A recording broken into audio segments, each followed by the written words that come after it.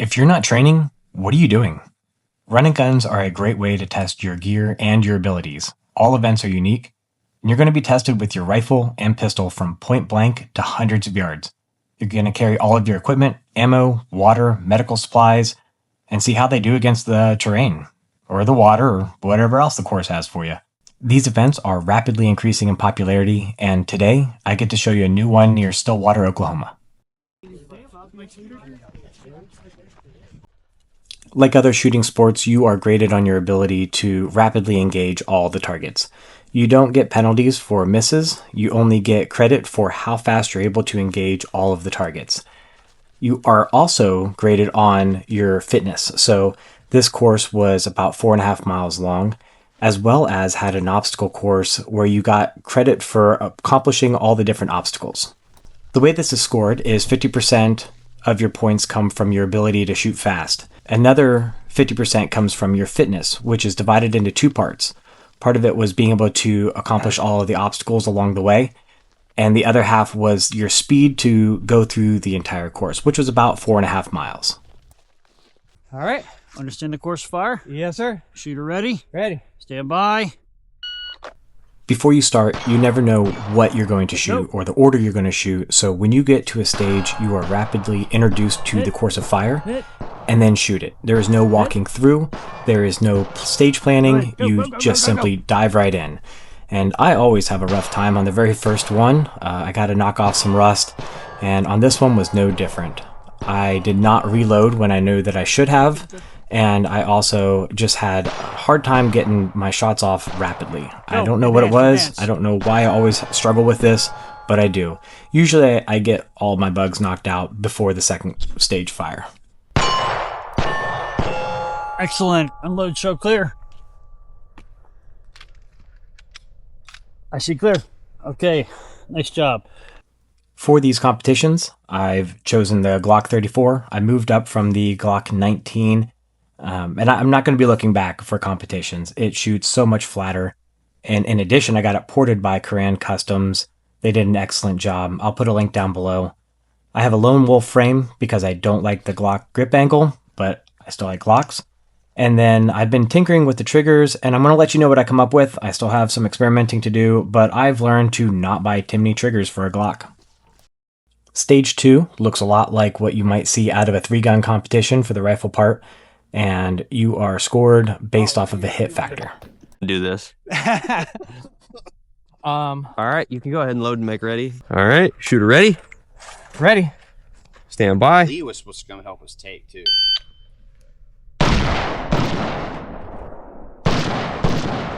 Safe.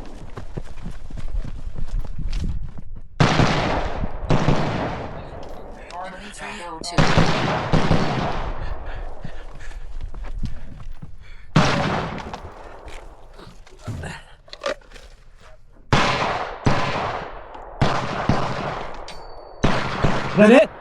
If you are finished, unload and show clear. There's not much travel between stage 2 and stage 3. Stage 3 has this rolled over car, and then you move to another barricade. I got a little mixed up with the rules of where you could shoot from within the barricade, which you're going to see. But the rolled over car and shooting out of vehicles is actually something fairly common in running guns. Okay. Shooter, same course of fire. I do. Stand by.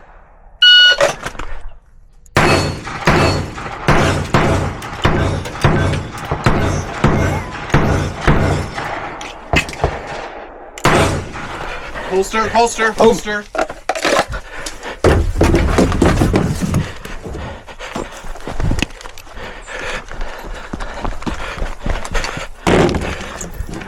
How do I hit the far left target? You'll have to move. Oh, I can go out to the sides. Yep.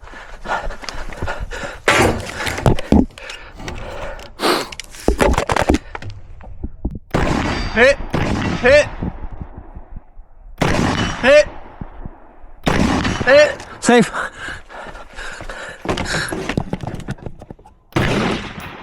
Hit, hit, hit, hit.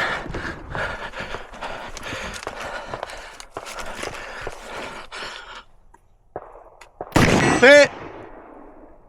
Hit! For rifle optics, I recommend an LPVO. I have a 1-8 X from Primary Arms, the PLx-C, and a medium power variable optic might even be better, such as a 2-12. And I have a top dot on my scope, but that height over bore is pretty difficult to overcome.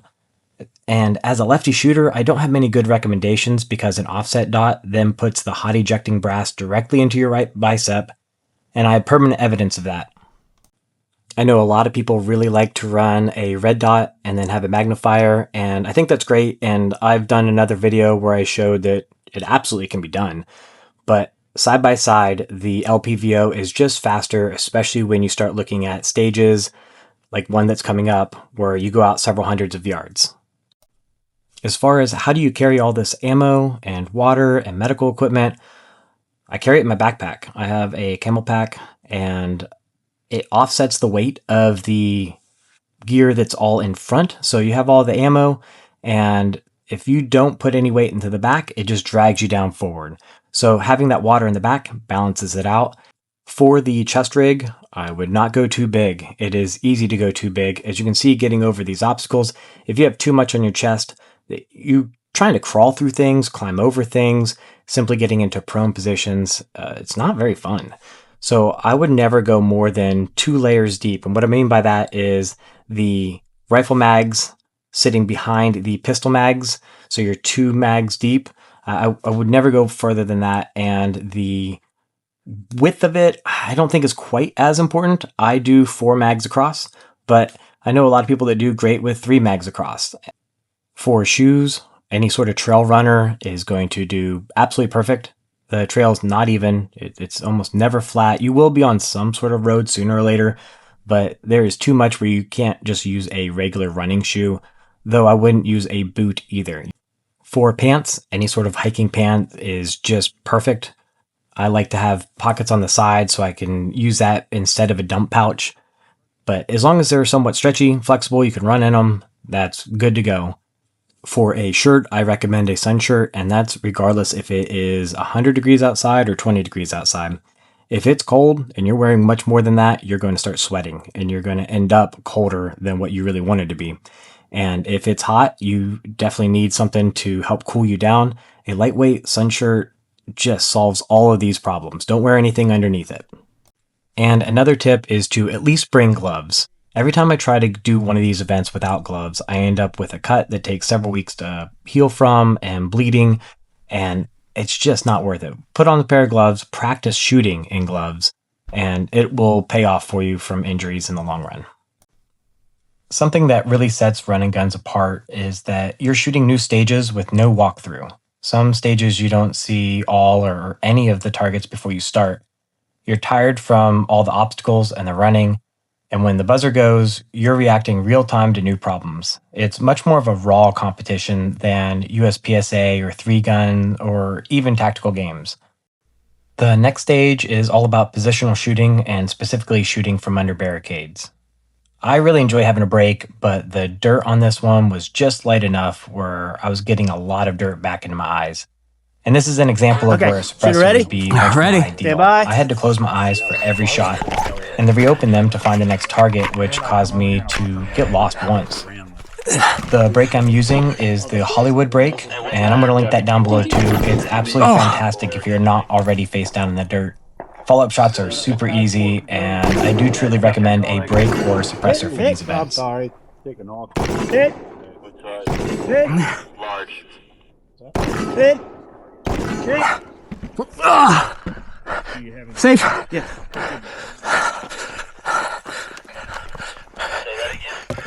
No, this brake is killing me. Yeah, that's rough. Yeah, I would stop about it. It's like Hit. really bad, but Hit. it's gonna be pretty similar. Hit. Hit. Oh, I missed one. It don't help much. No, you hit both of those. You got one target left.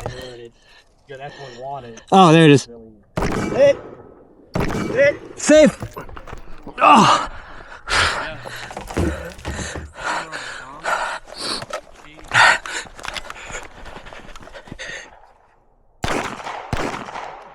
Hit.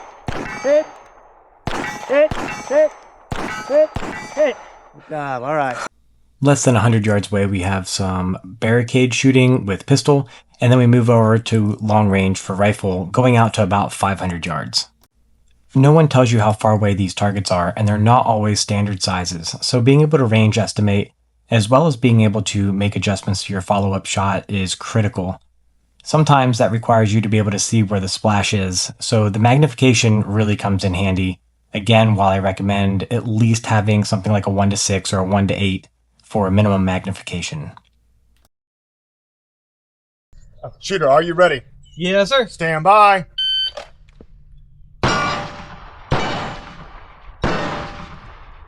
Drop mag. Hit.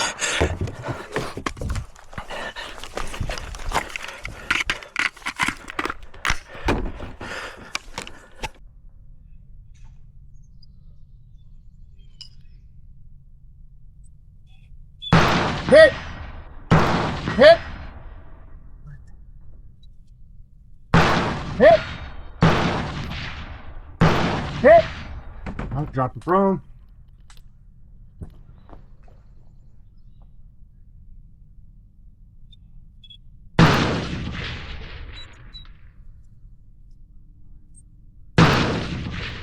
Hit. Hit. Fine. 50-43. Load show clear.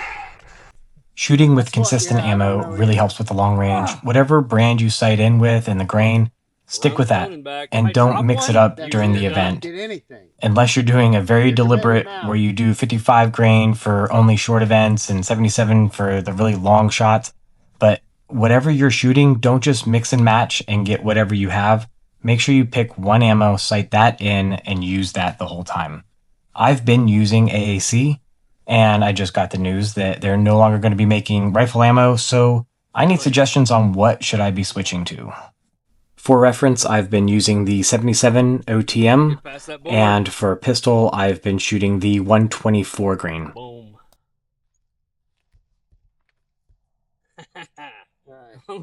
Forward, you'll see the flags. Okay. All right. Shooter, understand the course of fire? Yes, sir. Shooter, ready? Ready. And go. Whoop. This is the worst timer. Stages like this, to me, are really fun. They are simply something you can't do at standard ranges. And this event was one of the most fun they did all year. With a great mix of physical and shooting challenges, along with being very organized and run smooth. I expect another one next October. There's a link in the description to go to it. I think if we have enough comments about it, though, we can get the organizer to possibly do 2 times a year. And help me out. Let's petition for multiple events per year. I'm going to personally send this video to him and make sure that he knows that 1 time a year is simply not enough. Also, do me a favor. I'm a one-man camera crew, shooter, and video editor. Give me a thumbs up. Let me know what you like, what you don't like. I'm going to continually improve these for the future. And send this video to a friend that you think might enjoy one of these. We would love to see them out there. These are just the most fun events, and you can really build your community. This event is over, kind of. So the next stage is not part of the run itself. It is a competition for this rifle and this optic. Ridgeline is the company that provided the rifle, and Athlon provided the 2-12 scope. The stage began with pulling this weighted sled to get your magazine that only had the 5 rounds in it. You then go to the tire, and you have to shoot off of the orange marks. 4 of the marks are on this tire. And if you've ever shot off of a ring or a tire that's suspended by chains, there's a lot of movement. And even when you can't see it, the target is wavering around in your scope a lot. This was a really challenging course of fire, and only one person hit all 5 shots, and he got to take the Ridgeline rifle home.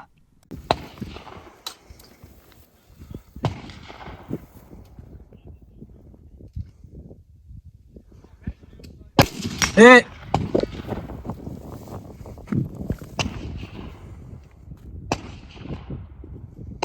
Hit.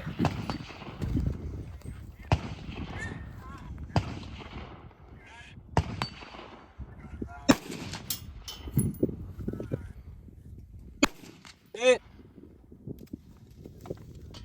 55-35. Playing card. 3-5.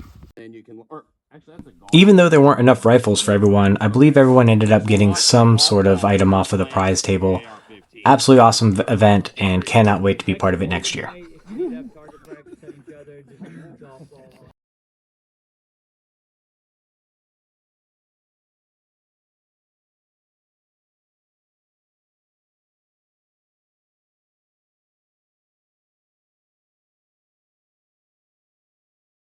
What?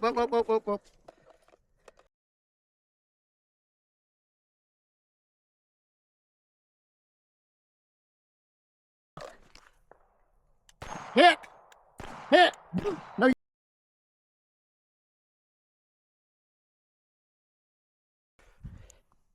Hit! Hit! Move!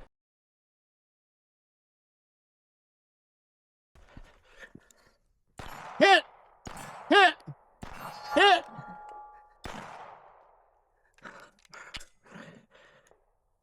Hit! Hit!